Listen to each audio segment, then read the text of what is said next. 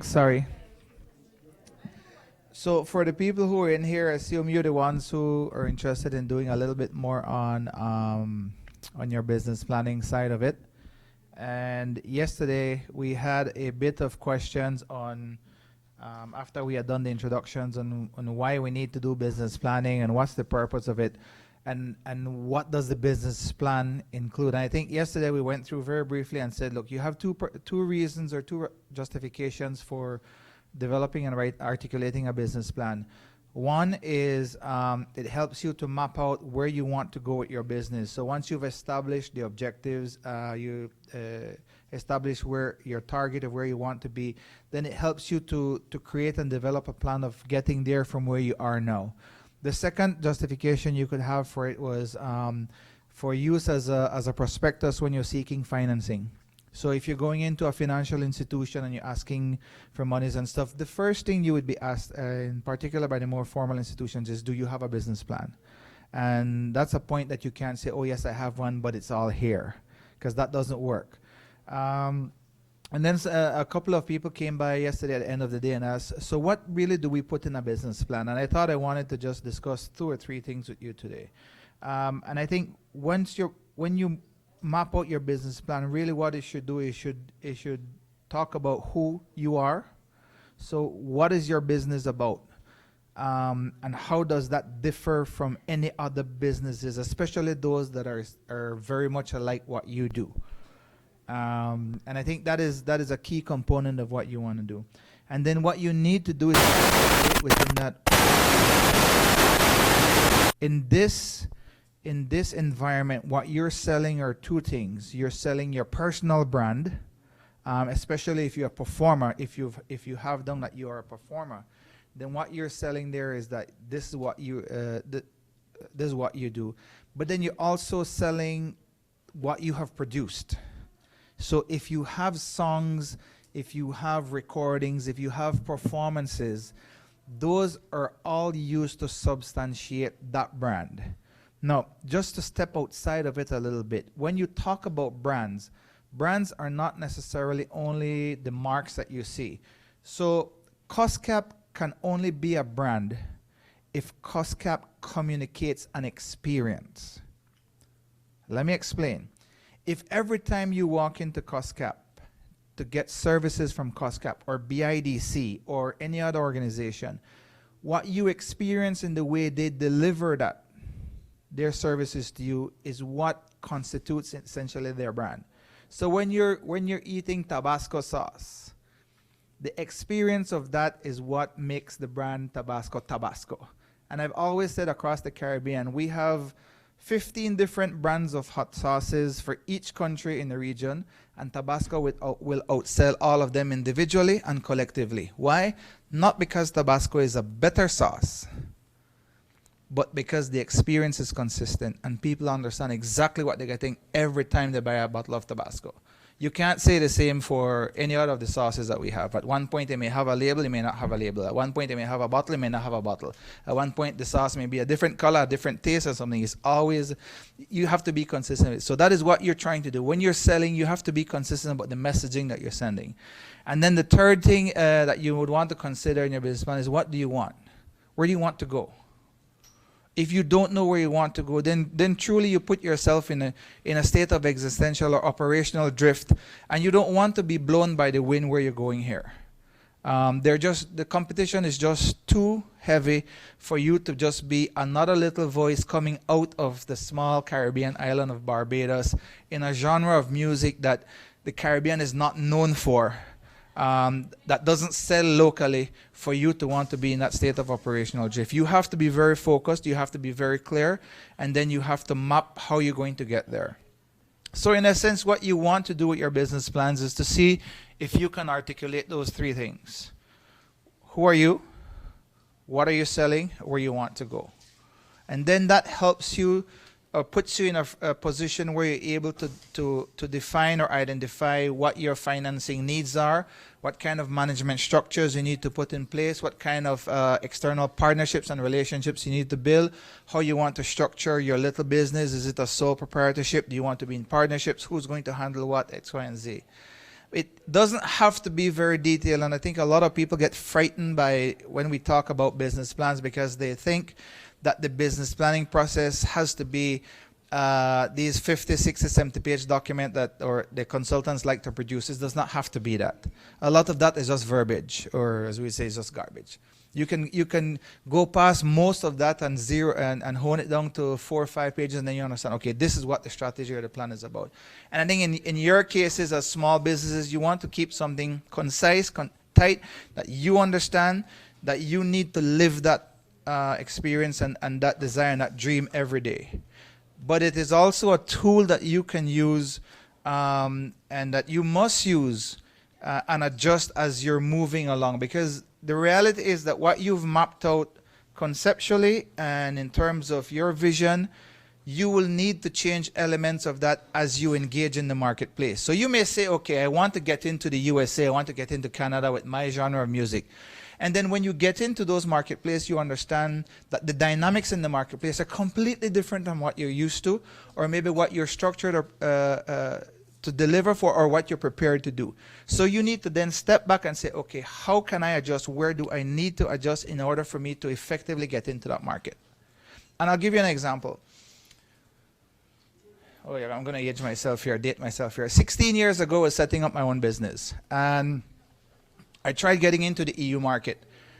And I know that a lot of the projects I was applying for and contracts I was applying for, I was better qualified, I thought, than a lot of people who were applying. I had just walked away from Geneva. I had a good job. I was on the World Trade Organization doing stuff. And I just couldn't understand why is it we couldn't get jobs, especially within the Caribbean and other places, that we should have been a shoo-in for. Until I understand the process of how different funding agencies work and operate. The EU will only contract EU firms. So what I had to do was to understand, okay, I can't compete with an EU firm because even if I had won a bid, I don't have 3 million euros to just pump down as a security while I'm undertaking a $10 million project. So what I had to do then was to position myself as a partner for the EU, the firms, EU firms, because I got to understand that, hold on, the EU firms only win the bids. They don't implement it. They implement through their partners. So it removed for me then the need for me to have to spend endless hours at writing project proposals and lobbying people and searching for projects. All I had to do was to identify from the 50 or 60 or 100 EU firms that are always bidding on these, the 5 or 6 or 7 or 8 that I wanted to partner with. And I looked at the history of what all they were doing. But if I did not have a plan in place, I would not have been able to do that. I would have been chasing after everything everywhere. And again, it's about understanding your role and how you fit into this. You need to understand, if you're not in soca, if you're not a performer, if you're not a publisher and all of those things, when opportunities like that come up, you need to be able to understand, is this something that you can undertake, or you need to farm that out and work with somebody else to deliver what is necessary there. For me, even though people will come to me and said, look, I need for you to do X, Y, and Z, I would just say, you know, that's not my area of expertise. I can't do it. Even though they'll say, but you're from here, yeah, you're from, yeah, but I understand there are others who do that. I don't do all the environmental stuff. I don't do all of the, no, it's not me. But unless I'm able to say that, then I become nothing more than just somebody that they can farm out anything to. And I'm a price taker then, as opposed to I'm able to demand now what projects I can be considered for, not considered for. I select what I want to go after, etc. And I think maybe it's a bit different in music because the industry and the sector is very different. But those are the types of things you want to consider. And you can't get where you are, I think, with having that plan in your mind. Because tonight you might go to sleep and be clear in it. You dream something and you wake up tomorrow, it's completely gone. You haven't figured you're off track, and you need to be able to calibrate and things. So, all right, that's our 5 minute for today. Quick questions before I turn over to Ms. Jessica. Yes. Business has cycles.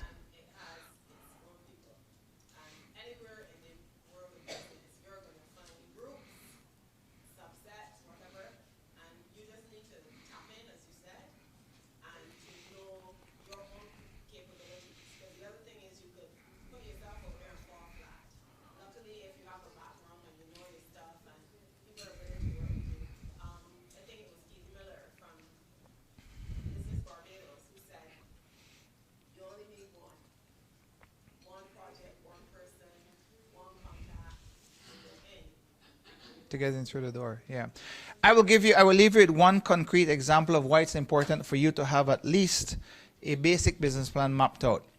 Earlier today, Chris talked about the industry structure in terms of when it was sale of physical CDs and what it is with the online environment, and everybody's like, you could hear a collective gasp across the room. It was like, it involves all of that. Here's some people that you could see them like, if you don't have that clear in your own mind, it is very difficult for you to understand how you're going to respond to the new environment. So what you have a lot of times are people who are stuck on an old mode of operation with old business models that don't and cannot work in the new environment. And I think that is the most direct, most concrete example I can give you of how this is relevant to you in your operation. So, all right. Now, having said that, I think just a reminder that you can bring your laptops tomorrow. We do encourage you to bring your laptops if you want, because the afternoon session, the music lab, will be about us sitting here, mapping those out. Ryan and I will work the room to help you on one-on-one basis. I think we have a lot of information to draw on from what Chris has presented over the past day and a half, what Jessica will present on this afternoon, and what Sarah will be presenting with us all of tomorrow morning. And I think that long session on all of the online marketing environment is one you may not have understood before. And interestingly, last night, early this morning, I woke up about 4 o'clock and I read on the Huffington Post saying that the Caribbean does not understand how to use social media in an effective way. So if any of you want to go Google that, you can Google it, and it talks about the Caribbean not understanding whatsoever about how to use social media for business purposes. And I think the article was so on target. And I'm sure that Sarah will be able to open up your minds to a lot of the ways that they're doing things in business now. So having said that, I want to call on Jessica, Mrs. Jessica Sobraz. Jessica was with us on the 13th of May last month. Gosh, it's been so quick already. And we had a great session here on women in music. Unfortunately, we did not have enough men participating, and I think men like to shy away from gendered issues in anything. But it was critical for us to understand about the challenges that women face in music, in performing and fulfilling the different roles in music, and how we can work collectively as stakeholders within this sector to help overcome those challenges and issues. And I think Jessica brings a wealth of experience and credibility. She is the head of Women in Music. Is it president? President of Women in Music. And if I started reading out her entire portfolio for you, it would take another 10 or 15 minutes. But you can ask her about anything there. She has been traversing the world. I think in the last month and 6 weeks, you might have run up at least 50,000 air miles just flying all over the place. So in quite demand. And what we're trying to do here in the Caribbean, and I'll close on that, is to see what model and approach we can adopt that is suitable for our environment to help establish a mechanism that also helps us to address women in music challenges and issues. And Jess and I and Erica have had some back and forth on this because we're trying to map out what's the best way to go forward. And I will say that the Caribbean takes a lot of understanding, even for me, because I've said things to people and it's like, nah, that doesn't apply here. Don't worry about that. I was like, okay. And they go look at this video, go look at that video. You think we got those women to, they were forced into that? You're doing that? Like, look, I'm only saying this what we want. So it's been an interesting learning curve for me as well. And I'm sure that you'll enjoy this afternoon's discussions. Just, I'm not sure how you want to handle it. If you want to do the presentations first and then, or make it interactive and then, or you want to have them do questions and answers at the end? We're going to do all three of those things. All three of those things. So I will leave it up to you then. So, well, let me hand over to you. So, well, please join me in welcoming Mrs. Jessica Sobraz. David, can you help me get plugged in with the projector here? And I should probably turn this All right, let me get this out your way.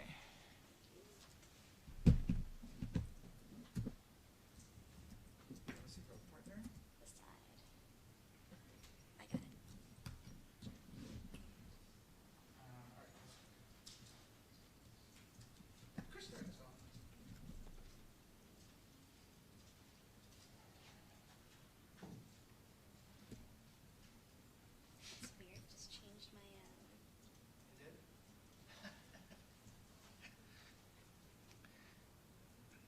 Should pop it up for you.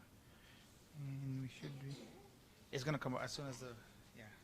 So as you have a split screen, it will do.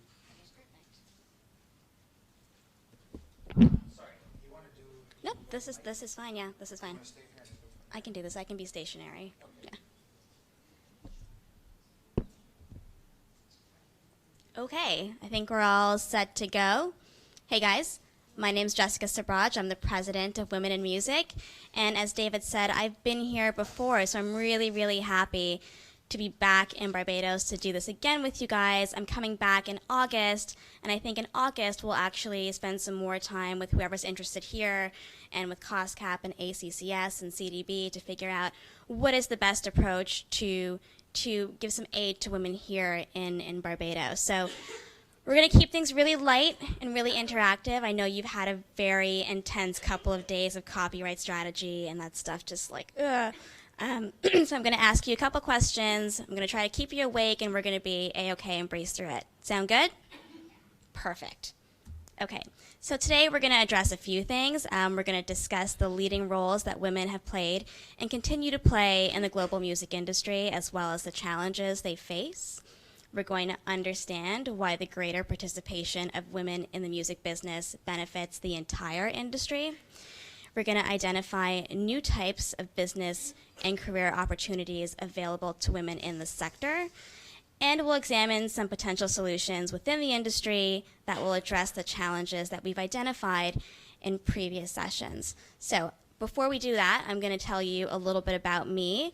I'm a 10-year veteran of the music industry. I actually just celebrated my 10-and-a-half-year anniversary last week, which was great. I'm president of Women in Music. I'm founder of a company called Co-Signed, which helps artists and creators reduce their legal fees by helping them create split sheets and authorization agreements instantly. I also advise startups, and I consult on the side. Before that, I was business affairs on the East Coast of Rumblefish, which was acquired by a company called CSAC, where I was the digital content licensing manager. And then before that, I owned my own licensing company called Sir Groovy, where I was the chief content officer. So in my career, I've actually been in charge of administrating and finding creative ways to license over 2 million copyrights. I've built distribution networks in Africa, South America, Asia, Europe, New Zealand, Canada, and Australia. And I've established a content network of over 90 content partners spanning over 90 countries. So that's me bragging about me. We can talk about me later.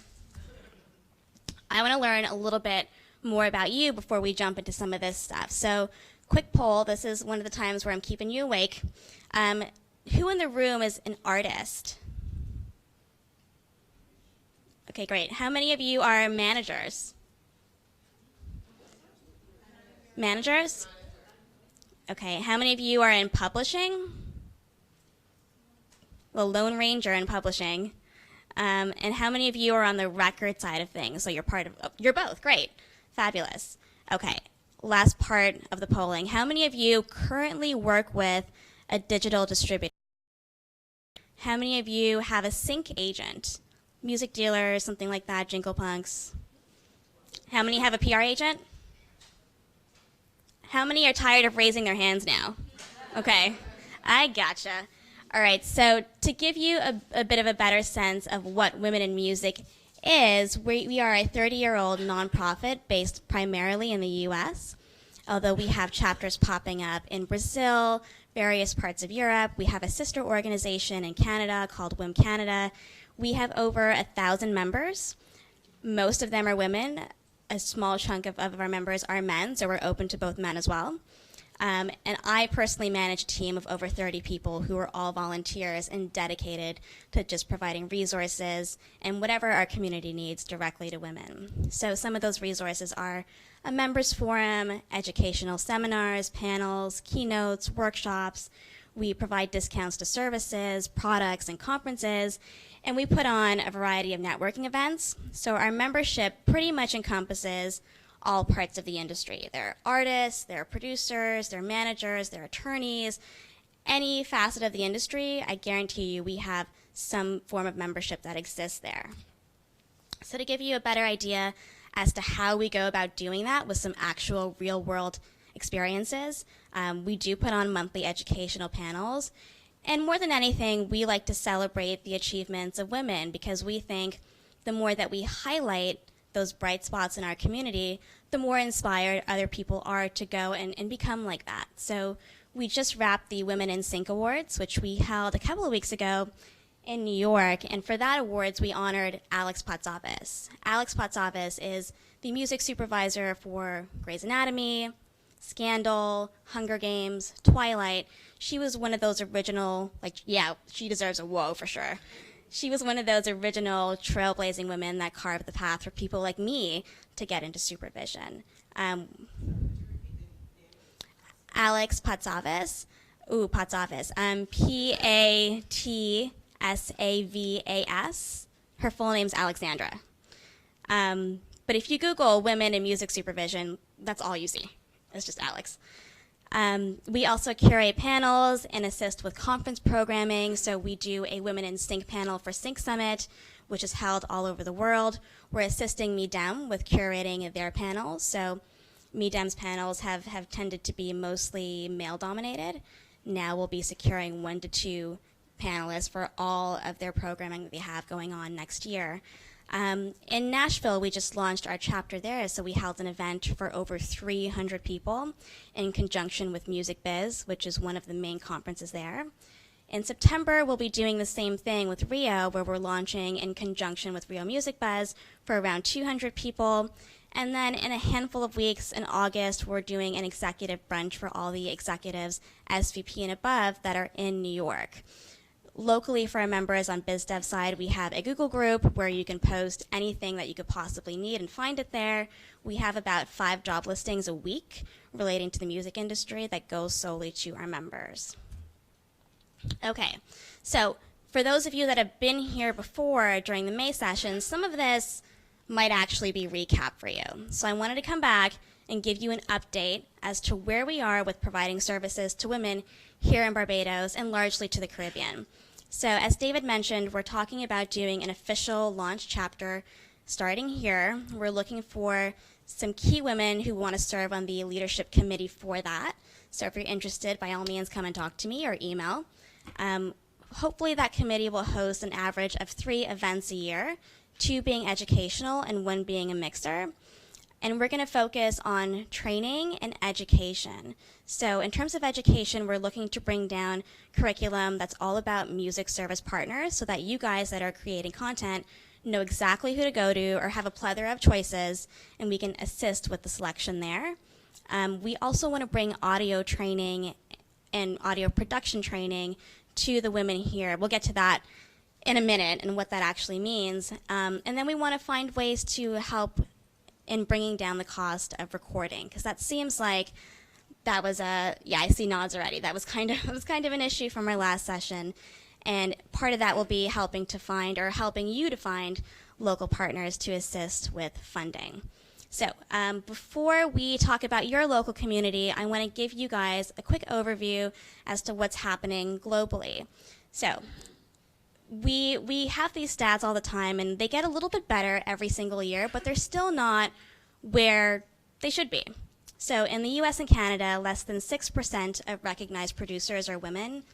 In the entire existence of the Grammys, there's not been one single female who's won Producer of the Year. In Canada, less than 7% of the women identify as having a role in business development. The annual salary of women in that industry are 27% lower than the annual salaries of the entire recording industry there, which is actually on par with the 70-30 pay gap that we find across most industries. In the UK, only 14% of PRS's members are female. Again, there in the UK, it's the same 70-30 gender divide as well. Billboard's Top 100, their Power 100, actually only featured 15 females out of the possible 127 that were represented, which is actually 1 less than the year before. And in the US, A2IM, which is our local trade association for records, conducted a study and found that only 15% of their members, so their label owners, were female. So now I want to turn to your industry directly. And specifically, let's address what things do people think of when they think of women in your industry? And there are a couple of artists that come to mind, obviously Rihanna being a big one, and Allison Hines. But I think that your industry actually looks like that. That's a pretty awesome group of ladies there. So these are the attendees from our last session, which some of you I still see. So thank you for coming back. I also think the girl in the white dress is kind of cute too. Just she looks like. Well, photo credit. I gave you the photo credit at the bottom, so that you don't come after me for royalties or anything later. Okay. But let's look at what your industry really looks like in numbers. So CostCap, as part of this study, did their own study about what their membership looks like. They have 1,338 members. Can anyone guess what percentage were female? And you can just shout things out. 45, 30. Well, you were here last time, so that's cheating. It's a little bit of cheating. It's actually 19%, so 260 females, and that's a really good memory that you have. It could be better, but that's why we're doing this. It's part of it. So, of the membership, how many do you think actually own their own production companies or their own publishing companies? And I'll give you a hint. The number for these two, it's the same number. 3. It was 3. So, and every time I think about that, I cringe a little bit because it really should be more. What does this actually mean? It means that we have some serious problems to solve. We aren't giving women enough visibility or career opportunities. We lack access to better music, business and production education, as well as access to funding. And so because we aren't doing these two things, we aren't maximizing our revenue potential. We're actually losing money because of it. There's money on the table that we're just not grabbing. So obviously we have some clear problems to address, and that's why I'm here. I want to help you address the problems, but before we can even do that, I have to get you to understand why these are problems. So again, feel free to shout out, put your hand up or whatever, but why do you guys think it's important to have more women on the business side of the industry? That's a really, really good reason. Anybody else? Last time we were there talking about productivity of the companies being higher and better when there are more women on the workforce. So Right. it just makes music better. Right. Traditionally, women have been at the forefront of business.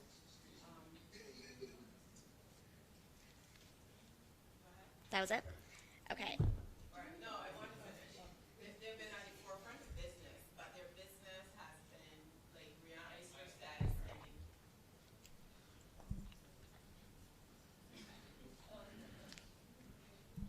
Who was speaking? All right. Good afternoon. My name is Heather. Hi, Heather. Hi.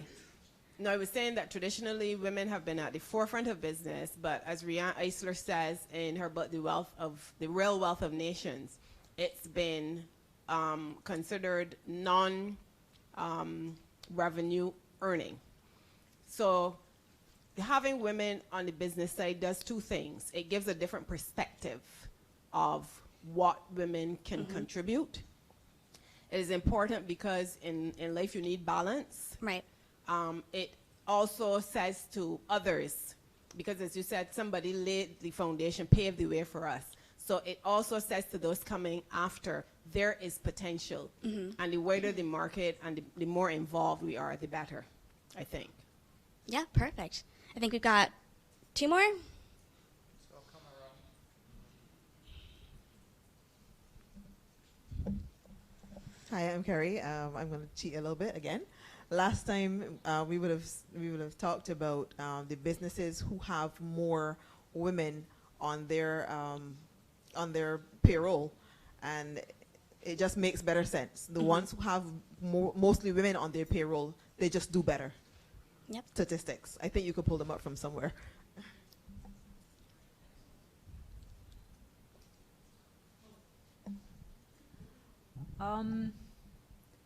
Intuition. It is nothing to be laughed at or sneezed at, but there is women's intuition. I think men like to go with, I don't know, maybe a bit of a Men's intuition. I don't know, a bit more of an ego thing. What do you call a gut feeling? Oh right, yeah. So that is brought to the table too, where women are concerned, I think, and Right. that is very powerful and should never be underestimated. Absolutely. I think we have one more, Sarah.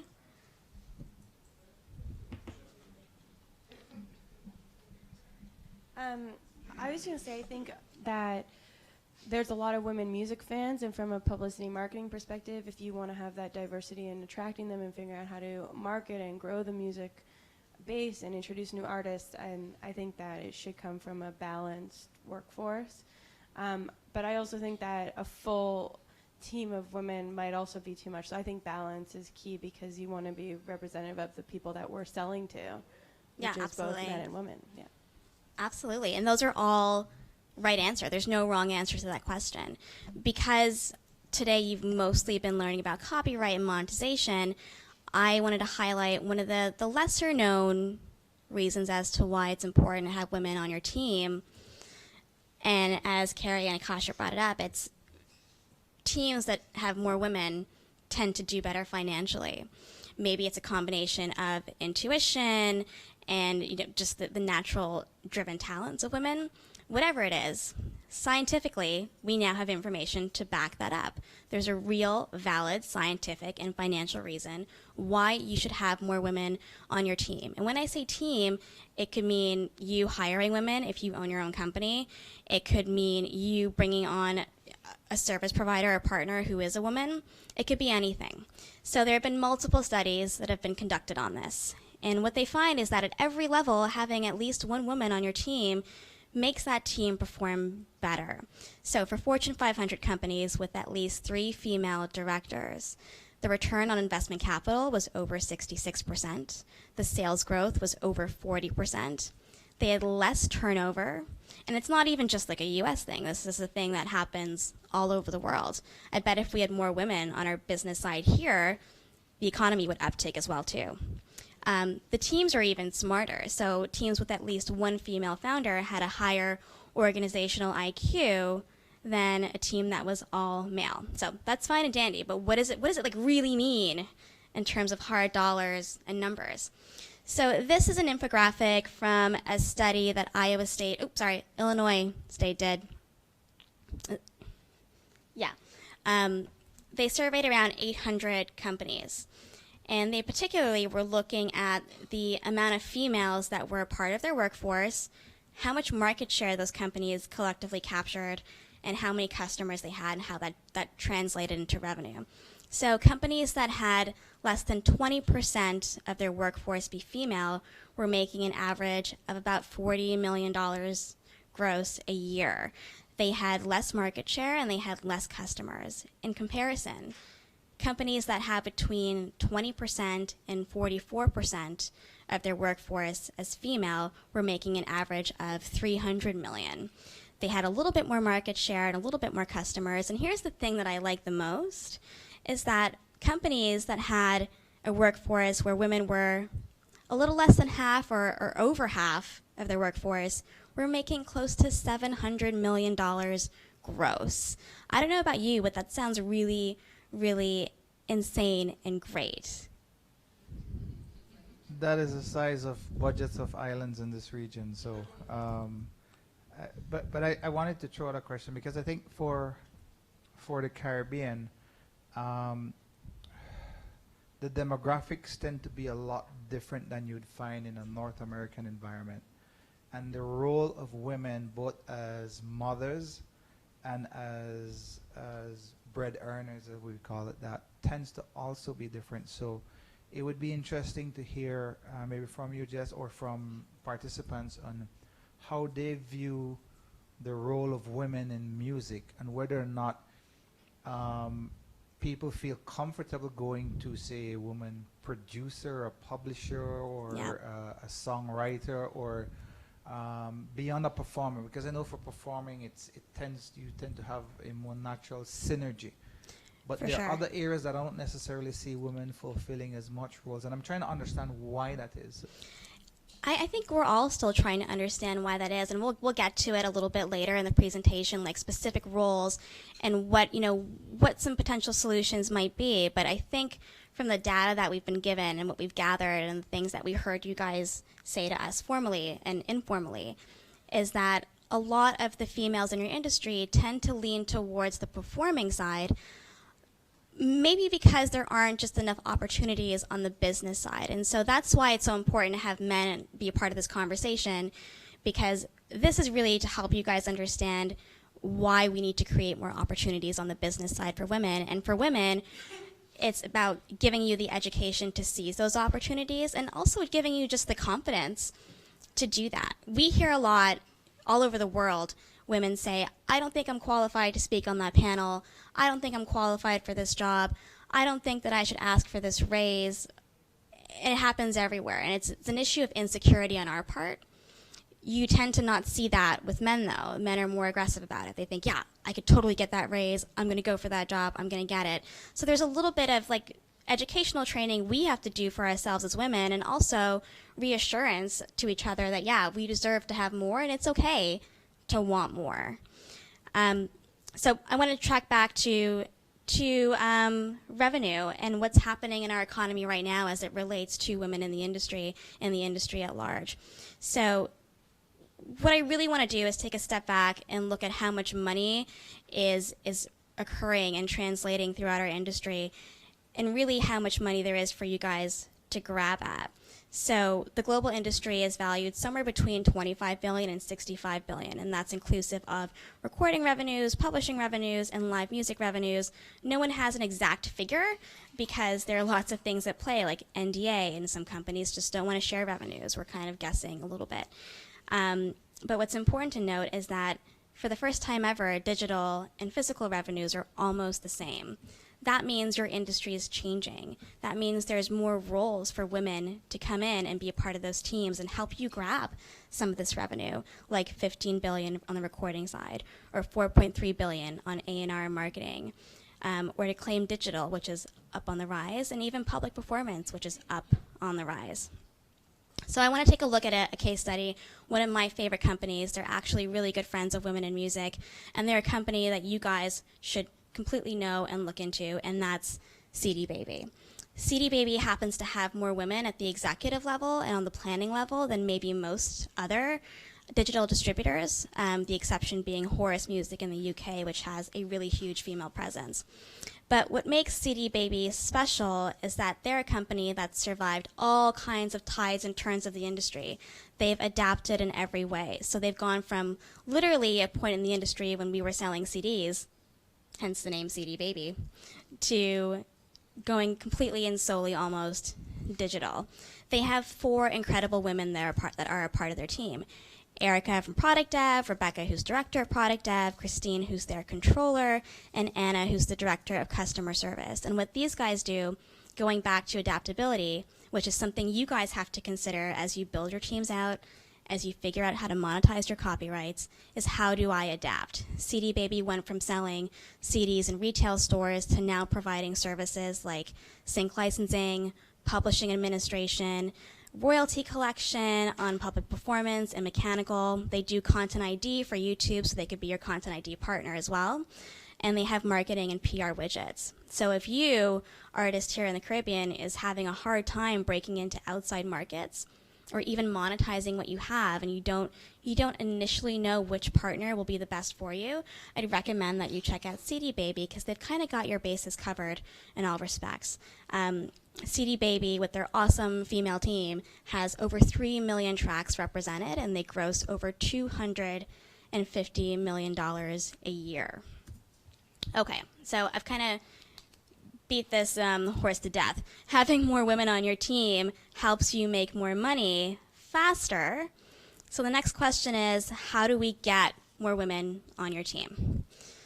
So we're gonna get to specific roles in a minute, but I want to go back to this slide here about content creation and about content revenues.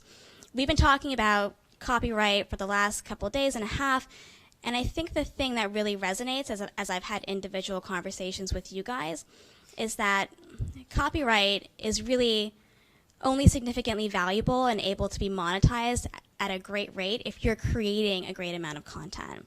And so one of the things that we talked about in our last session was that the cost of recording here seems really high. It can be a barrier to whether or not you guys are able to create a catalog of 5 songs versus a catalog of 500, where you can get those great upticks on monetization and capture bigger portions of this money. So when we talk about recording costs, there are a lot of things that come to mind. There's studio time, gear rentals and contracted talent, there's mastering and mixing, there's legal to take into consideration, PR, marketing, and promo, and miscellaneous. Ultimately, in any business, you want to make sure that your costs are low enough that you're going to profit on whatever it is that you're pushing out to the market. So I think in the last session, we threw some figures around, and it seems like if you're spending, $20K on an album or $30K on an album, are you really going to make that back? And so the question then becomes, how do we get recording costs down here to a place where they're manageable? And then how can women be a part of that process? So I've got a hunch, and my hunch is if we brought education in terms of audio production, mixing, mastering, and recording to women here in Barbados and the Caribbean at large, if we made those women professionals and they were now doing this on their own, that would do a few things. One, it fulfills a direct need in your industry for more people to help you record. It fulfills my need of having to provide education from our organization. It creates employment opportunities. It makes it more feasible to record music, and it makes monetization more effective for you. So one of the companies that we're working with at Women in Music is an organization called Beats by Girls. And Beats by Girls was developed by Erin Barra. Erin is an associate professor at Berkeley. Beats by Girls was developed for the Lower East Side Girls Club in New York, and she's since then taken it to this monstrous thing, which now services thousands and thousands and thousands of women worldwide. So WIM has the opportunity to bring that down to the Caribbean for women here for free.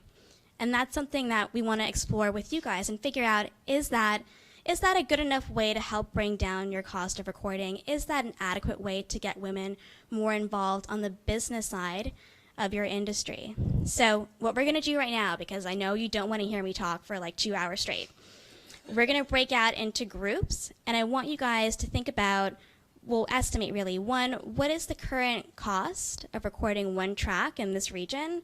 What's the cost of recording an album? And how can we get women involved in this process of bringing down the actual recording costs? What things do you think will help? How can we, Cost Cap, CDB, ACCS, help you bring down that cost of recording to a manageable place? And then we're going to do that for like 10, 15 minutes and reconvene. Sound good? And if you're at a place, if you're at a table where no one knows about the cost of recording, that's cool. Come and join another table.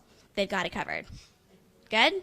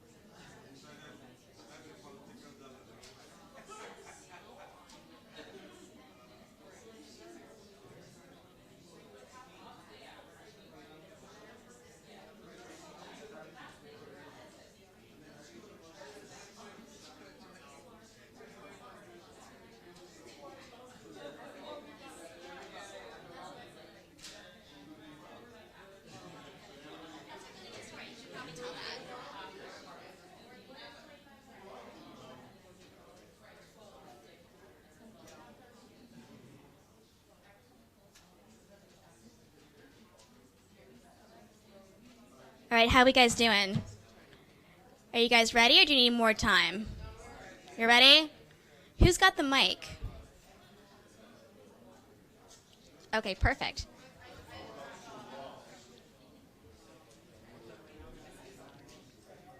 Okay, so if you guys are ready, I think we're going to get started again. Or does anybody need a couple more minutes? Couple more minutes? Okay, done. Sorry.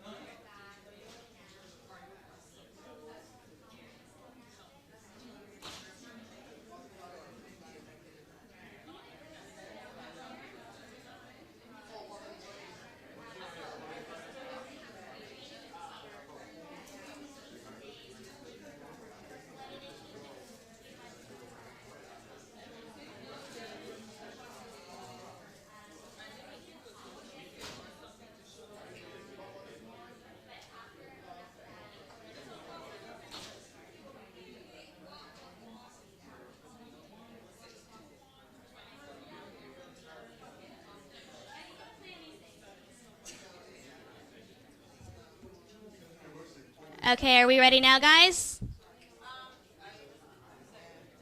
I'm going to take that as a general yes, because we're going to run out of time. So let's start with Honey Jam's table. So guys, or do you want me to start with you last? Okay. So do you guys want to start by telling us what you estimate the cost to be? And then what you think could be done to lower recording costs? And how women could play a part, if at all. So Ayanna did the costing and the breakdown. She came up with the average cost of the track being 3,000 Barbados, the average cost of an album being 100,000, and she has the breakdown how she came up with that. Do you want that? Yeah, that sounds.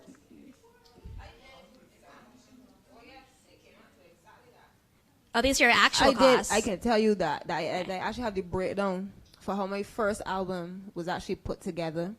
What we did is that we emphasized doing a lot of the mixing and the mastering overseas, just because we were not at that point knowledgeable about a lot of local people. Like right now, I use a mastering guy who's actually mastered for Whitney Houston and all that, but he brings down the price to cater to this market.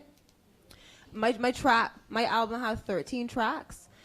We had to, at that time it wasn't writing exclusively, so we had to outsource writers. We had musicians. We had about 10 musicians that we would hire to work on the tracks. What we would also do is think about the PR, who we had to, sometimes we had to do online. We had to hire somebody to push the album online. So we took into account all of those things, and it came out to $100 grand. Wow. All right. Came out to, and then we had to also put in about images. We had to hire a guy to take pics, Then we had to give the pick to the graphic artist. He had to do his special style. Not only that, with an album, you're not talking about just one cover image. You're talking about the inset, the back, and then you have to take into account the pressing of how many of how many albums. Then they charge you per word. So all of that tied in, and that's how we got to that. We actually have like data that came into that. Every time I come back here, somebody tells me something more shocking than the last thing I heard.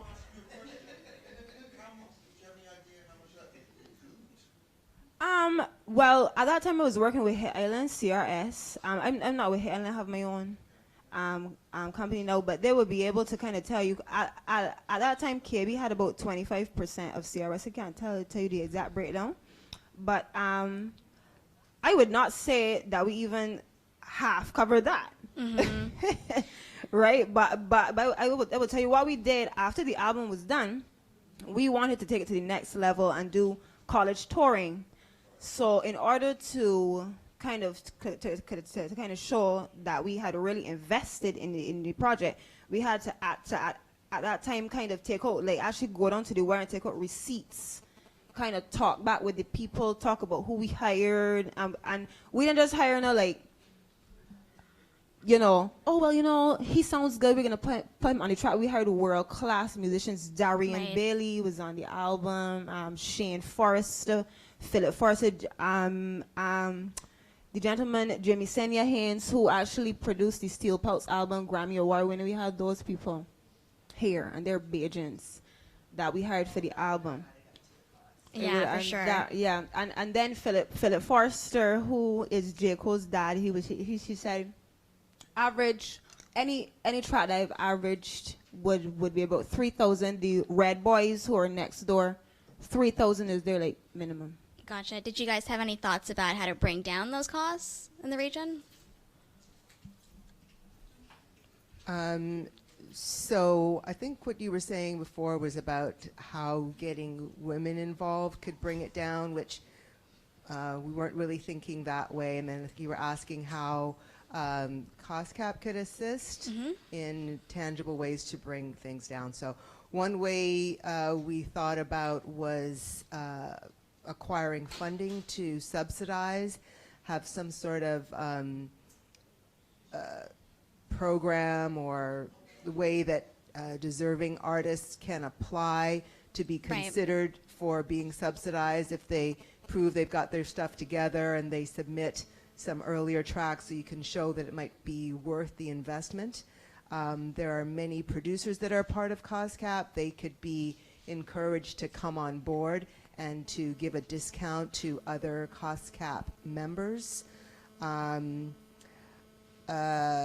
If it was possible to get funds for subsidization for some artists to get equipment on their own, to have a home studio, and then have a workshop to show how to use that type of equipment. And then let's say that Akasha or Ayana are one of those deserving people get the equipment of them getting this subsidization, that they would then do a certain amount of assistance for free with other artists, that sort of thing. Right. Ayana had something about bartering services, and then she had to leave, so I wasn't sure what that was about. When I was doing that same album, we had some international artists on that same album. But what we would do is exchange services. Like for example, obviously, when we had Elephant Man, like he would want to charge like 10 grand, but that's not gonna happen. So what I would do is provide backing vocals on that track, on whatever track, and then obviously he wouldn't pay, and that's how I got that connection. When I went to Jamaica to do a track with Sizzler, then it would provide backing vocals for other tracks that he had that did not even concern me. So that's how I got to trade services, and if you're able. Well, basically, COSCAP could by having a roster of who provides what. So then you can outsource, or you can say, okay, well, we have these people on our list. This is what we can provide. She has an interest in doing this. She does not obviously have the financials. Are you willing to do a trade? And that's really how a lot of startups will happen, by that concept of bartering and trading. Great. And that's really how you're gonna pop off. Thanks, guys. Let's do you want? No. Yes. No. Right. Everything that we came up with collectively, definitely. But as artists and stuff like that, I feel like there also needs to be education in terms of, as an artist in this environment. As we looked at everything earlier today, there's no money being made in music at the present moment. And if we look at the international artists and we see what they're doing, some people are not bringing out any albums. So let's not bite off too much and then be like, oh, I'm going to bring out an album. Nobody knows you. And you spending all this money on an album. Sorry, ain't going to work. So what I think needs to be an education system, yes, we have people coming in from overseas telling us about how things work over there, but we also have to understand how things work here. And if you're trying to start something, you have to start small. You have to understand your dynamic. You need to understand how the radio works here. My song, I spent a lot of money on my first single, but when I did it, I told my dad, I want it on the radio, I want this, I want that. I had a plan before I started it. I wasn't known. I did Honey Jam in 2011, and I brought out my song in 2013. What did I do? I had to hustle, because after the song was done and the money was spent, I was just left with the song, and I sent the song to Astra Bab when I first saw her. She was at a restaurant working for somebody I knew, and I was just like, hey, can I send you my song, whatever? She said, yeah, sure. I sent her the song. I sent the song to Mix FM. Now, before I made the song, I told them what I wanted to do with it, and we discussed which radio station we would be looking for based on my look as an artist, as well as the type of music that I did. So that is a plan that you have to put in place first, because it doesn't make any sense making music and say everybody's gonna love me. Nope, you have to base everything on what you need to work with. After I sent to Astra, I got no word back. I got word back from the guy from Mix. He told me, no, it wouldn't work for their scheduling. I sent an email back to Astra because I was like, I wonder why I didn't get a response back. Astra actually was sick when I first sent the email. After I sent the second email and she listened to the song, she really loved the song. And from there, she started to push it on, at the time it was Love. And I continued to make friends with different radio announcers, discussing my music with them.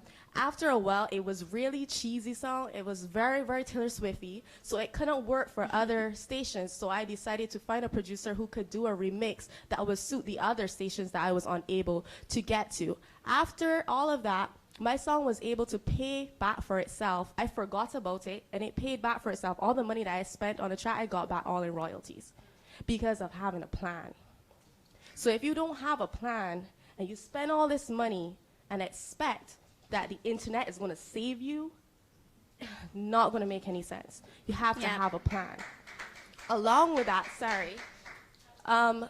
along with that, having the plan, the education of people on the island is very important, because like I do my recordings in LA now. When I was working here, I was spending a lot of money and then not getting the results that I wanted. So then I ended up having to spend money traveling to get somewhere else to be able to find what I needed to get. Over there, people work faster. Over here, we pay $100 an hour. Now, it's worth it to pay $100 an hour when the person is working on a song for 2 hours and this song is done. That's how fast they work. I came back here and I was like, I'm gonna pay for studio time. And I ended up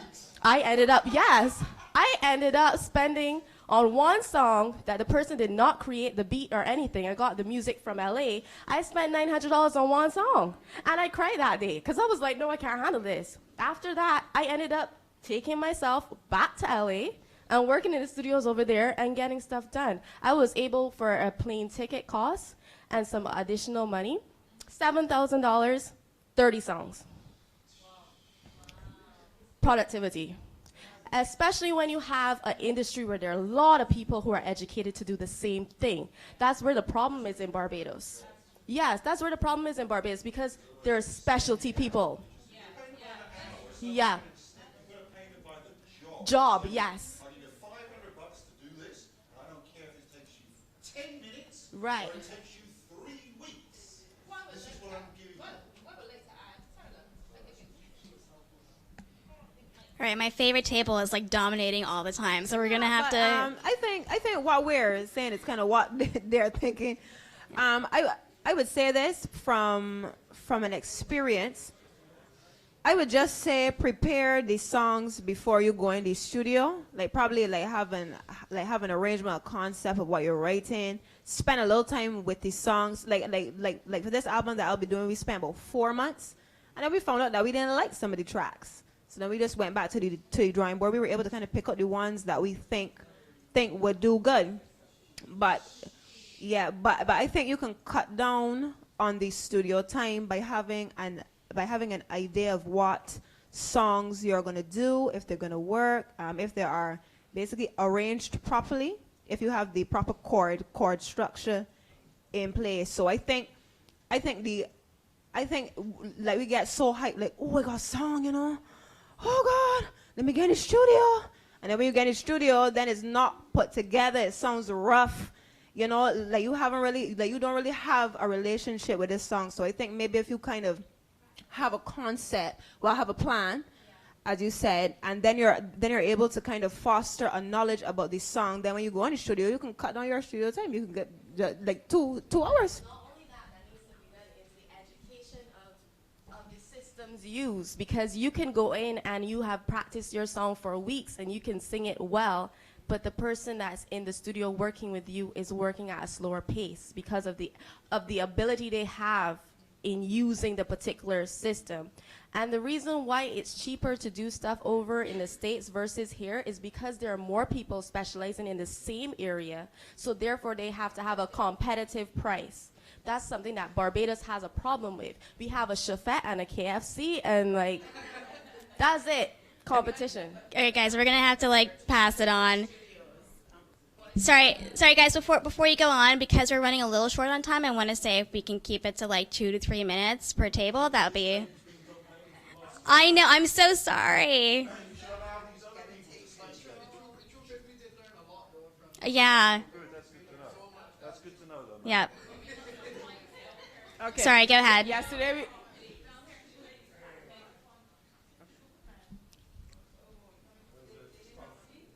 There are more recording studios on this island than there are artists that can afford to use them. I believe that. There is no way, without the sustainability within I don't know how they even sustain what they do. That's a fact. There are more proper recording studios. I'm not talking about somebody in their bedroom with a computer. There's hundreds of those. There's real recording studios here that there are not enough artists that can afford to use them. Okay. Okay. Sorry, guys. I know. I just want to. We gotta like share the mic time a little bit over there cool. too. So we agreed $3K per track. Our album, we put at about 40. For us, yes, subsidies are the first thing. We'll come 30. So yeah, subsidies are always the first thing to cut costs. For us, we felt that some level of collective record label, something that is gender specific, something like the Beats for Girls, something that you can attach to community college, something that you can attach to any program, NGO, government or not, that you can, use the funding agencies, EU, all of them, and kind of get just small donations, even from women who have been. Look, Rihanna just started her Westbury Studios. We have women and men from Barbados throughout the world who've been working. If you can just get a small portion from them, we have a collective record label. So the record label, yes, owns your stuff, but all of us own the record label. And then a big part of this record label has to be something that's doing research. Because I find like if we are only seeing North American markets, the Caribbean has over 20 million people. You can go platinum in Cuba, right? We need to find out the niche markets in the Caribbean first, and then the diaspora. We need to look into film. We need to look into streaming and agents to man the streaming to make sure that your stuff is being acknowledged and you could get the royalties from it. So I think a lot of the record label has to go into research to understand not how the big companies make money, how the Caribbean could make money in the Caribbean and get on the circuit here. And it's not only the soca circuit, they got a jazz circuit. You could go and open for this person. They got a nightclub in Trinidad and a nightclub in Grenada. And you know what I mean? Like, how do we make money? So the record label does that research, and then be very careful about the artists that you bring in. It's not everybody knowing. It's not every song that you could produce. And unfortunately, this is the hard part, the decision makers. Who are the people that are going to be at the head of this record label that are going to make the key decisions as to the producers and to the persons that are going to be recorded? That's great. You want to go to the next table? Or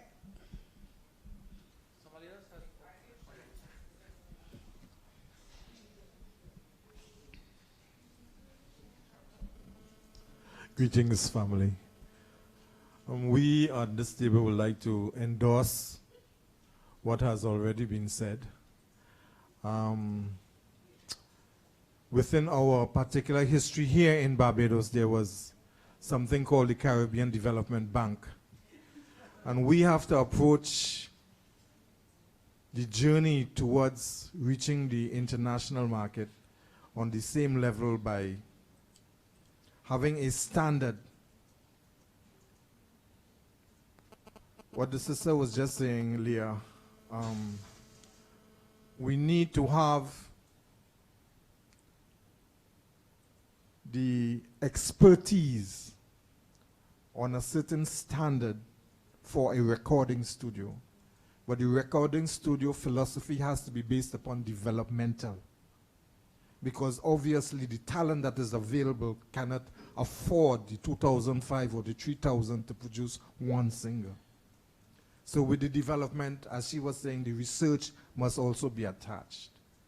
But our sister here was also saying that we can set up the studio whereby it becomes inviting to international artists as well, so they can see coming to Barbados to record. So we are creating multiple streams of revenue to become self-sufficient. Okay, so in that area, if we can have a studio set up with international standards, international expertise, but from a developmental model, as well as inviting others to come in. And thirdly, again, the wealth of Caribbean people living abroad in this industry, because too often we create a product, but the financials remain out of the island. We need to create a product whereby the financials can circulate in the Caribbean, creating wealth. So those are things that we see attached to the music, which is so important. great. I think we have one more David's going to point us to.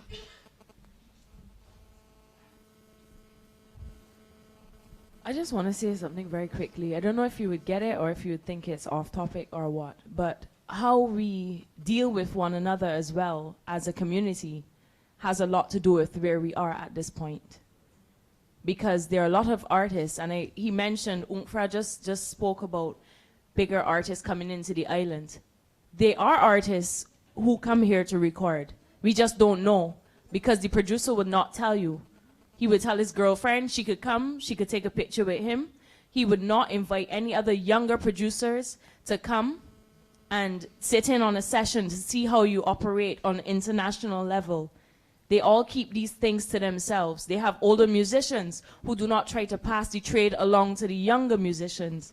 So you have a whole generation lost, and then you would hear older folks say, well, what is music? They say, you know, well, teach us.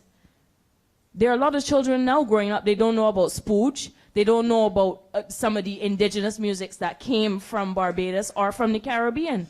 Because like Leah said earlier, and other people have stated, we are exposed to a whole other culture.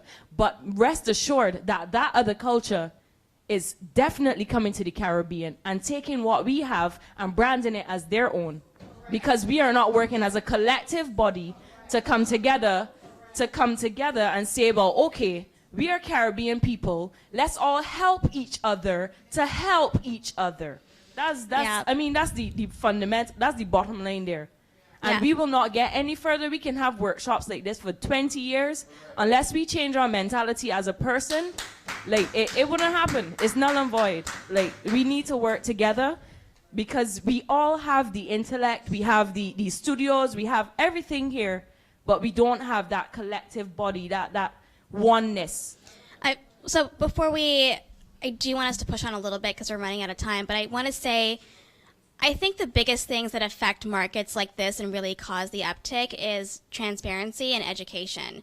It's moving away from this like closed door, cloak and dagger approach and making everything sort of on a level ground. So you know when you go to a studio what the average fee should be, you know who's recorded there, you know what to expect. You know they're not going to take 9 hours with your song because they're supposed to be professional and trained. And so when that doesn't happen, do you know what happens? People start going outside of your community and your industry to record elsewhere. The money starts going elsewhere because we're not working together here, and if we don't work together here, we're not making any money here, right? Just to follow through, man, you're up on that platform advocating that everyone in this room should work with CD Baby. You should be up Well, there. No, please, sir, you should be up there advocating to work with local people because why all their money's going to an American company? Why not advocate giving it to a local distributor and the money's still here within our community? That local distributor can then start investing in new artists and all sure, that. yeah. That's what you're advocating. No, so let me be clear. Let me be clear and clarify. So when we think about the independent artist, not just here but other territories of the world, and if they're not being serviced, we think about other regions and areas and service providers which may be able to. CD Baby is a good option. Yes. Am I saying do that? Am I saying do that 100%? No. What we'd like to see happen, I think, collectively as a group, is for there to be the ability to have more locally supported organizations, more distributors down here. Maybe we can even fund some of those distributors. But there's room for competition for everybody. Whether you're a CD Baby, a local person, or something else, that's the real message that we want to get out. I think we had one more, and then we're going to go. Thank you. Just by way of endorsing what was said, but let me say how I function. If you tell me that your price is X, it's your price, I have the option to refuse. Mm-hmm. If there are 200 and everybody says this is the standard, then I will pay. Everybody doesn't have the money to take a trip to LA. Sometimes you can't even get a visa to get to the US. But my point is, I have the option to refuse. Now, once I do that, it sends the price down. But if I say, well, what am I going to do? The other point which Ayana made, which is a valid one, why am I going to go to produce 20 or 30 songs when I don't even know if the first one can sell? I do one CD, see how that sits. The other thing that I have to say, I'm reading this for the first time today, thanks to the nation, and it's saying that COSCAP is looking to collect royalties from CBC and others.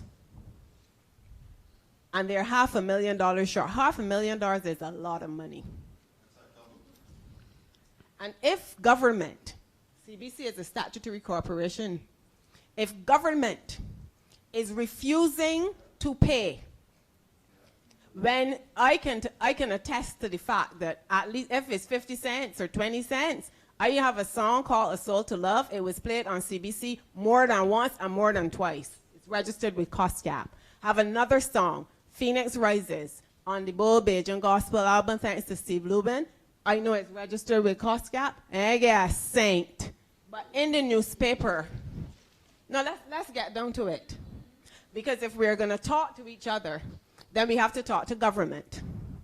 There is absolutely no reason why those women who did what they did cannot be replicated right here. It is that our legal framework, our legislative framework is not in sync. I spoke about Justin Trudeau's father for a reason. If you could tell him at that stage in the 1960s, 70s, that you need to legislate so that, you know, a specific amount of music, why are you playing music in November for Independence Local Music. Why are you playing music at Crop Over Local Music? You should be playing that music every single day.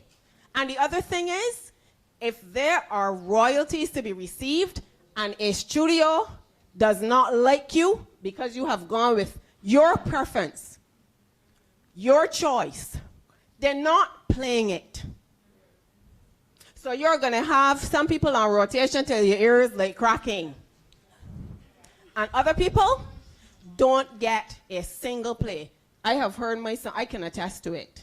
I have heard my songs played by Dennis Johnson at 92.9.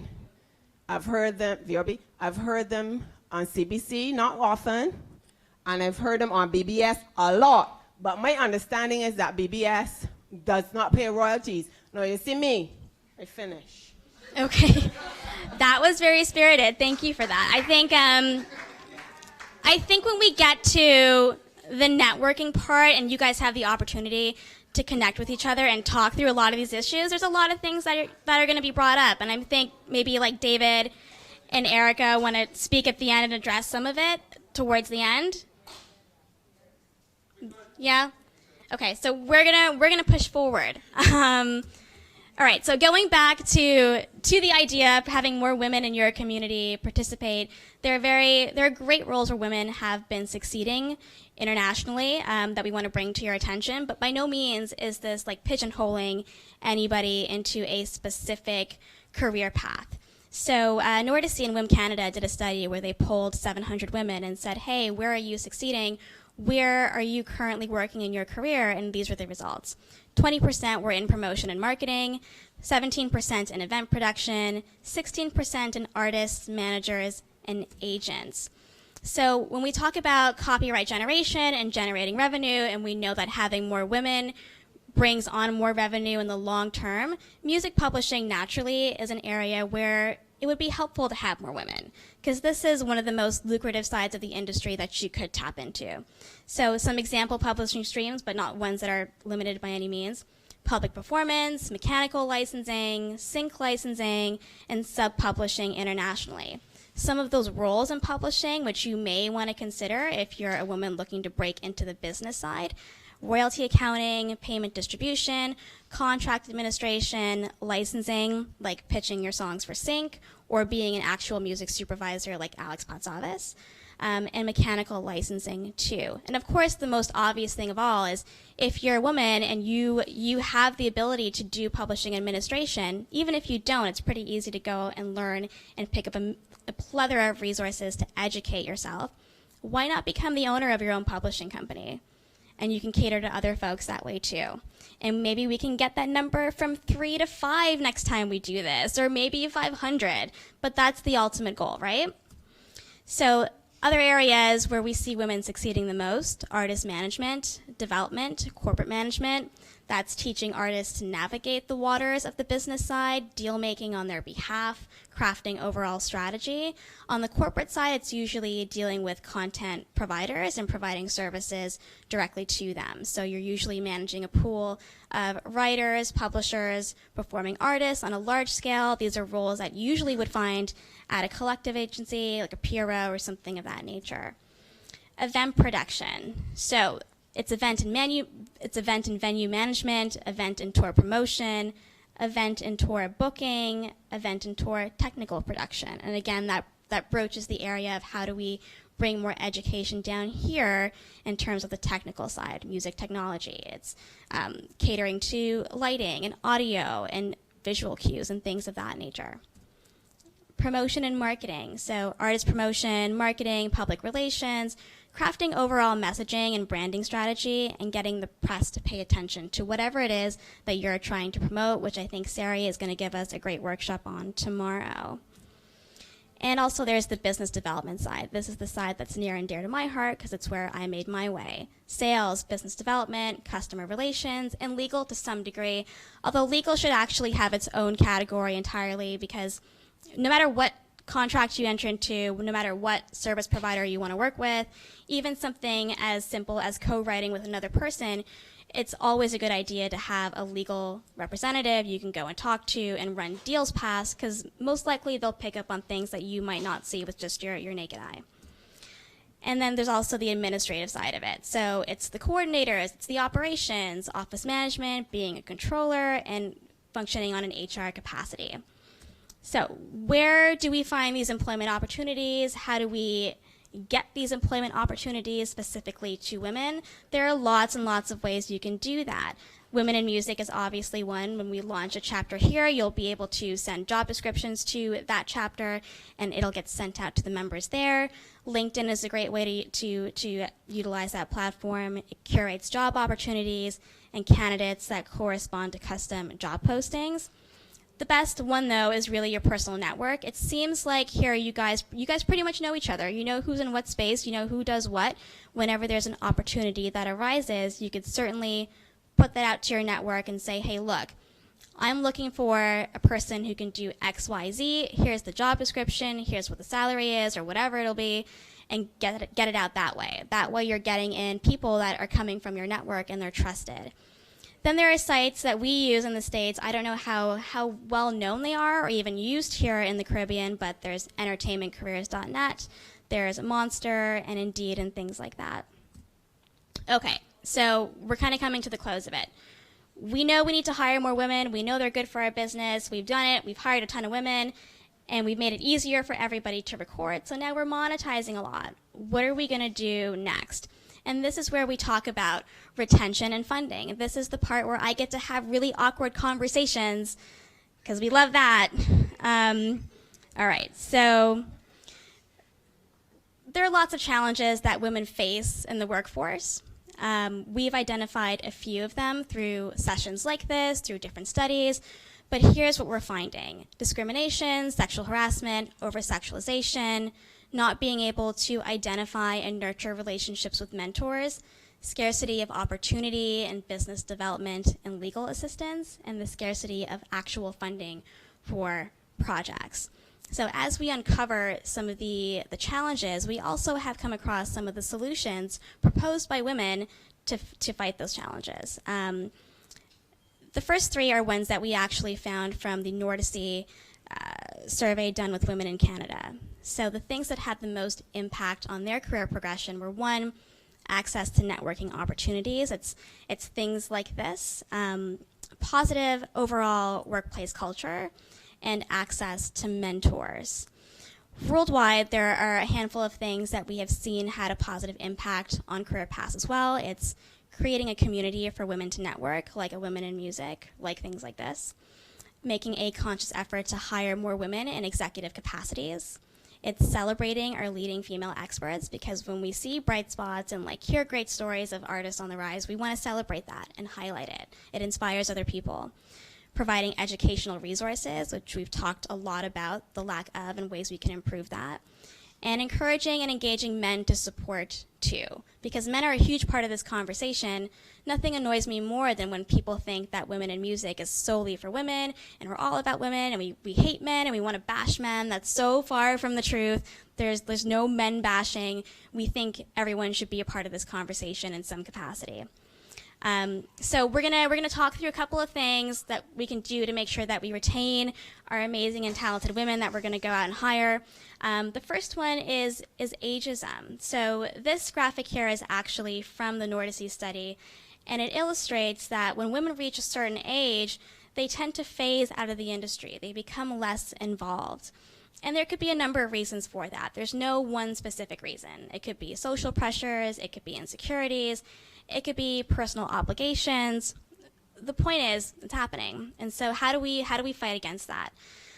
Retention of top talent, regardless of age, is key to building any business and fostering what it is that we're creating right here in this room. So for women that are encountering ageism, companies and teams can do some very specific things. It's first, mentoring initiatives. So if you're at a point in your career where you've done it all, seen it all, you know what you're talking about, why not become a mentor to somebody younger in the industry and show them the ropes? It's kind of like what they were saying back there about, producers not allowing younger up-and-coming producers to see how they work. Your industry is really only sustainable here if we can keep the good information going and keep the connections flowing and train the next generation. Equity incentives are another option. So if you own your own company, you could stipulate that if you've been working here for a set number of years, you receive a slice of the company at whatever time frame that is. It's continuous training and engagement by both the employer and the employees. So it's sending them to conferences, giving them speaking engagements, giving them the opportunity to write their knowledge and showcase their talent. At no point, if you've got someone who knows their stuff, should you be hiding that asset. You want to put it out there and show it and let people see, yeah, my team knows what they're talking about. They know what they're doing. So one of the most awkward conversations we have to have, and something that people don't really want to talk about, is sexual harassment. It's a very, very tough topic to talk about, because how do you, one, figure out what is sexual harassment? Two, how do you deal with it? And what do you do if it scares you so much you just don't want to talk about it at all, which is largely the case for a lot of people. So the first thing is to identify what is sexual harassment. And that can come across in many, many different ways, but just to highlight some, it's demeaning or condescending words, it's inappropriate or unwelcome touching, it's suggestive or direct communications that are unwelcome, like text or emails with inappropriate content, and it's the trading of sexual favors as currency. If you see it happening, you want to take a stand.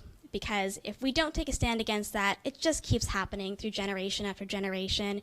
It's just going to be this thing that we continuously kind of address, but don't really address, and we're going to spend another 500 years talking about it, which is not what we want to have happen. And ultimately, if you're a part of sexual harassment, if you see it happen and you do nothing about it, you're putting your reputation at risk too. You're all of a sudden becoming associated with something that's very horrible, regardless of whether or not you're doing it. If you're there in the room, you see it happen, and you don't take a stand, you're actually tolerating it. You're kind of co-signing onto it. So one of the things that's changed recently, actually not so recently, but it's becoming more and more apparent, is that the use of digital media has now become a part of how we tell the stories of sexual harassment. It's now become part of our culture. It's now a tool that can be used, and that's dangerous for everybody. So I want to talk about one case specifically. It's the Heathcliff Baru case. So Heathcliff Baru is a very well-known publicist in the US, and recently an artist by the name of Amber Kaufman took to Twitter to air a grievance she had with him. She was in the middle of an interview and recalled a story where Heathcliff had done something very inappropriate, which she put out on Twitter. And the minute she did that, other artists started coming to her defense and saying, that happened to me too. He did this, he did that.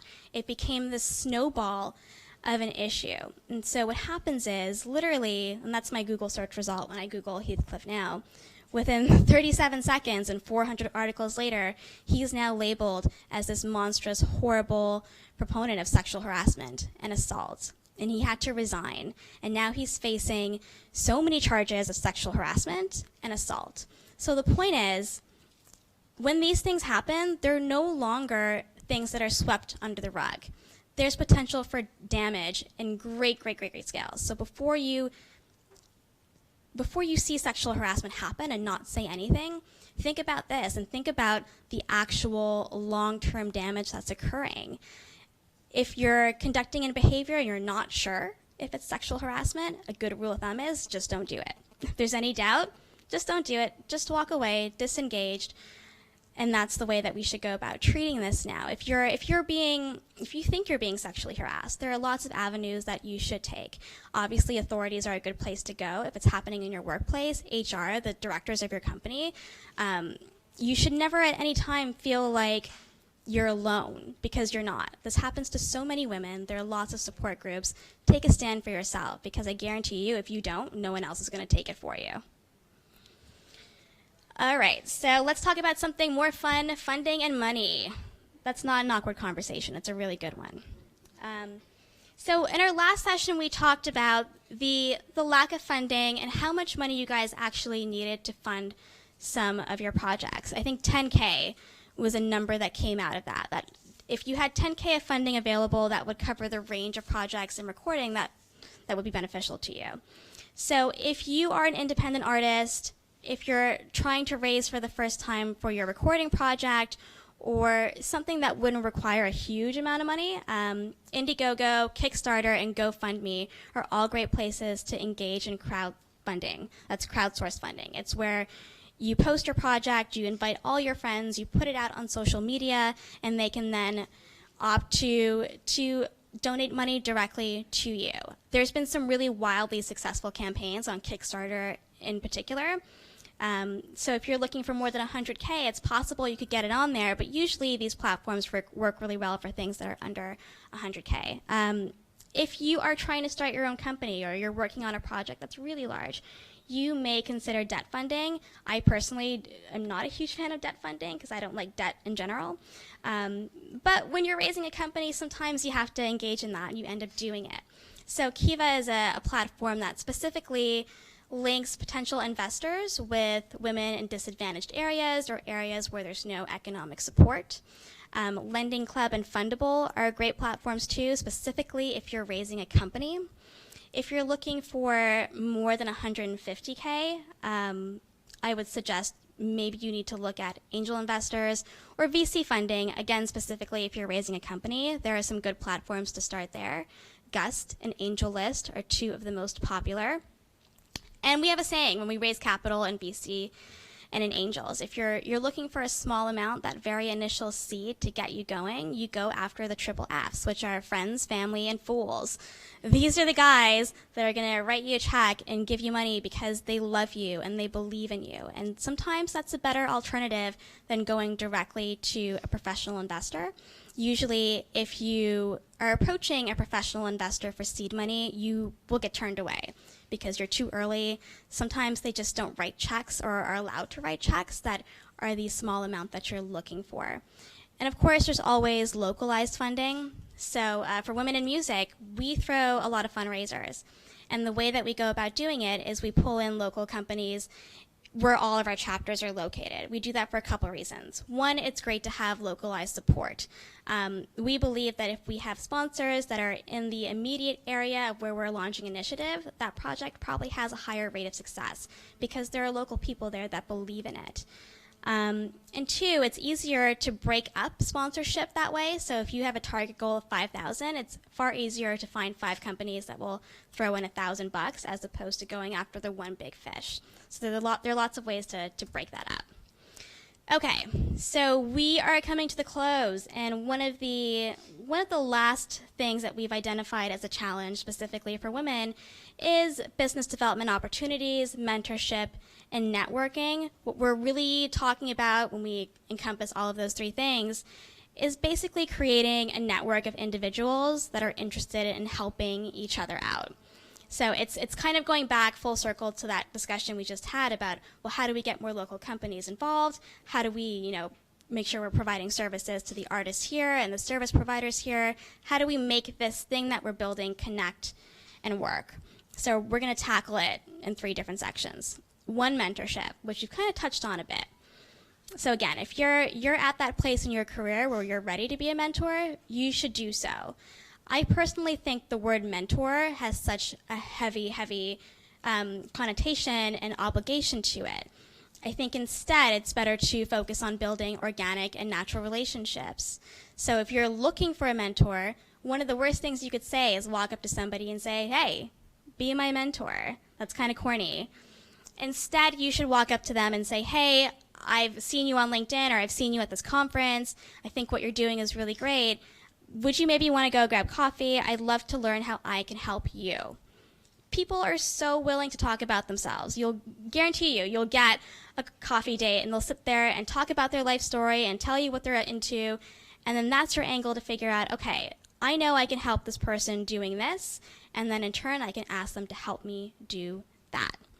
And so this way, you kind of create a network of supporters who are attached to your endeavors and want to help you out. Second part, networking. This sometimes can be a little awkward. Sometimes it's hard for people to walk into a room and say, hey, I'm so-and-so, listen to my music. Or hey, I'm so-and-so, I only came here to meet you because I stalked you and I need your help. that's like another really awkward conversation to have. So when you network, there are some really key things you should do. One, identify the types of individuals that generate value for you and that you can generate value for in return. Concisely communicate that value. So don't take like 30 minutes to get to your point. Get in there, have your 30-second elevator pitch ready, and you're good to go. You can find people you need to connect with on LinkedIn, industry events, and mining your individual network. So if you were to go and say to your network, hey, I'm looking for somebody in publishing to talk to about this, most likely your network is going to send you pings back and say, yeah, you should talk to this person, talk to that person. Quick question in the back. So much of a question. Just to let you know, we have a site called accesscaribbean.com, and you go on there and you type in whichever field in terms of which Caribbean island. If you want a publisher, if you want a writer, you just type it in there, and all of our members, who's ever a member across the Caribbean with the different agencies, it'll come up. So that's accscaribbean.com. We're in the process of populating it as well. So probably by next week, you should have a full list there. So that's a point to remember. Okay? That's an incredible tool. Thank you for bringing that up for sure. So the last thing that sometimes... ACCScaribbean.com.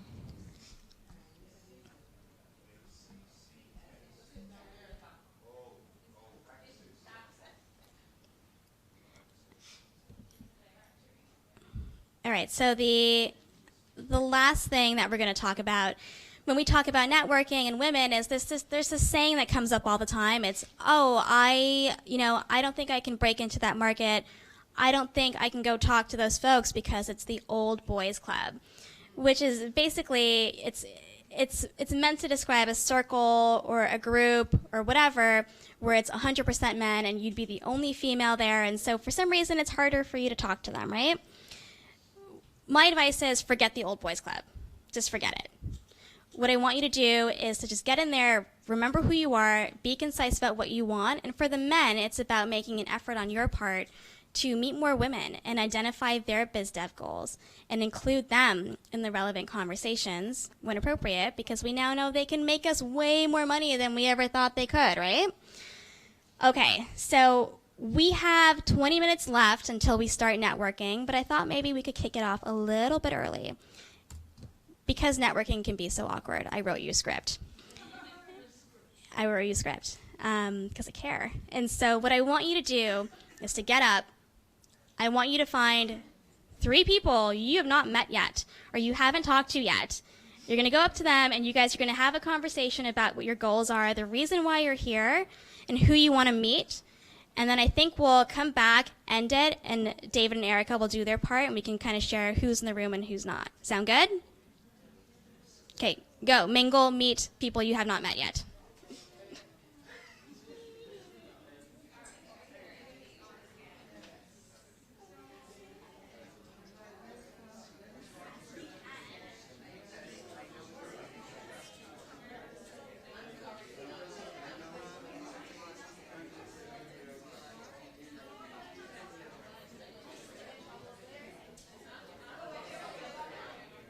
One of the old boys clubs, see? That's all women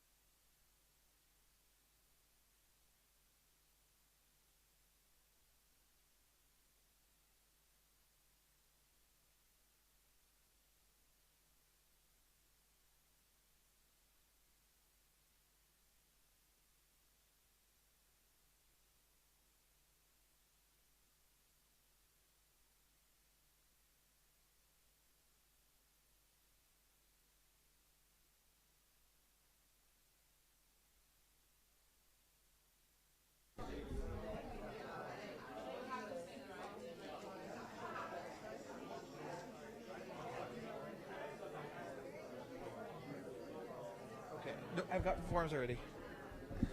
All right, folks, we're officially closed off for today's session.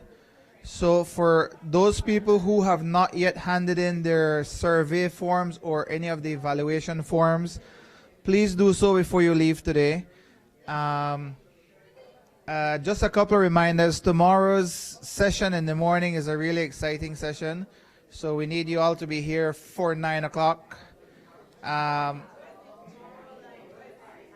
And then we're going to talk about the afterline tomorrow. Yeah.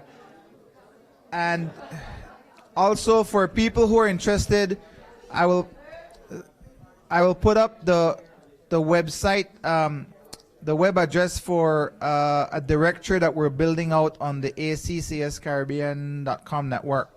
It's a directory of artists and stuff, and I wanted you all to have a chance to look at it, but I'll do that tomorrow when Sari is doing her, because I think it has direct linkages to that. So, but thanks for coming out. Have a good evening. Yeah, thanks to our presenter, Jessica and Ebony. And if you have any questions, let me know. And if you have any of the evaluation forms or survey forms, please let me have those as well. Thanks.